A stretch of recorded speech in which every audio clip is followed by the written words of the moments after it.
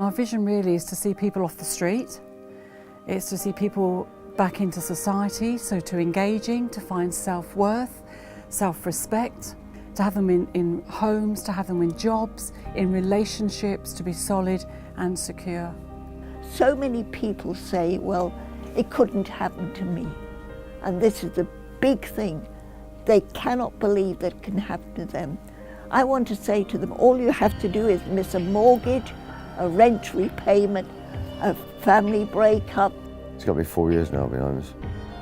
I was actually working, I had an apartment, I had my own little accommodation. I was paying my rent every week. But the landlord who run us wanted me out. I was going to turn it into student flats. I ended up on the streets, and when I was working, I couldn't do it anymore. I couldn't be working. And with more bags, take my bag. I looked at every shop window, I looked at every avenue. There's nothing. There's nothing like that at all. I was homeless for 4.5 years. Just got raped and beaten up by an ex-partner. But I just feel no one's listening anymore. I've often heard the homeless say that they feel like they're scum, that they're worthless. And also the nighttime revellers, as there's a lot of drunkenness and going on. And I've even heard that homeless have been urinated on. Yeah. We've read that people have been set alight in tents. There's dangers of, getting beaten up and attacks and all stuff like that. But all us homeless get treated like trash.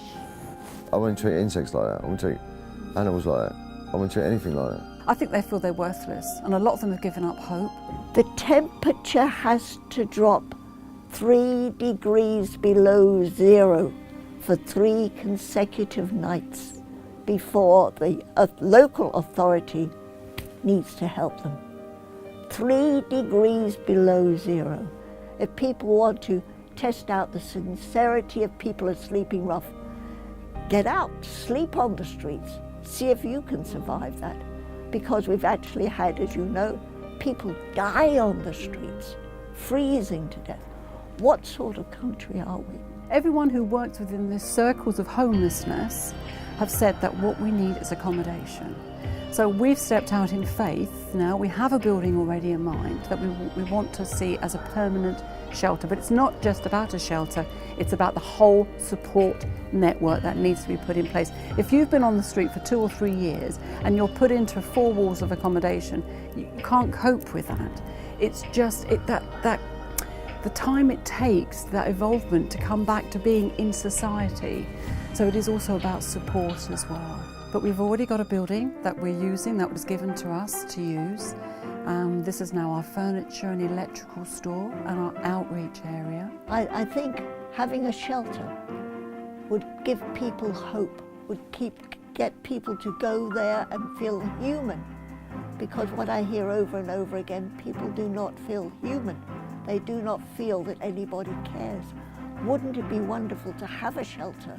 And it's a huge big building, it's 3 floors, and we see that 2 of those floors could be made into a shelter, with the ground floor being workrooms, mentoring, support, maybe even a workshop for furniture. So, the guys, we can keep them busy, so there's projects going on.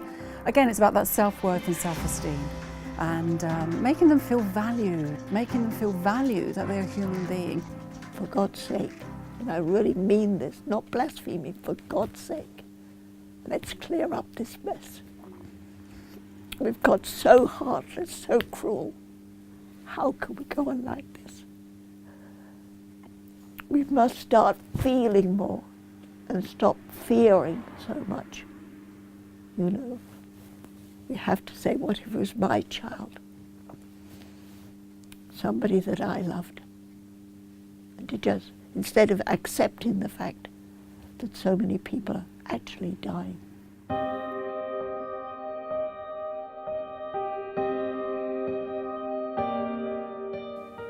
My hopes for the future, to be in somewhere where I can trust people,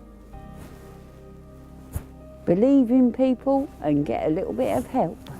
I just want to live my life and, die respectably, Support, maybe, that could be out for me. I'm looking for that. Give me a reason in life, you know, good adventure. A reason to be living for, you know.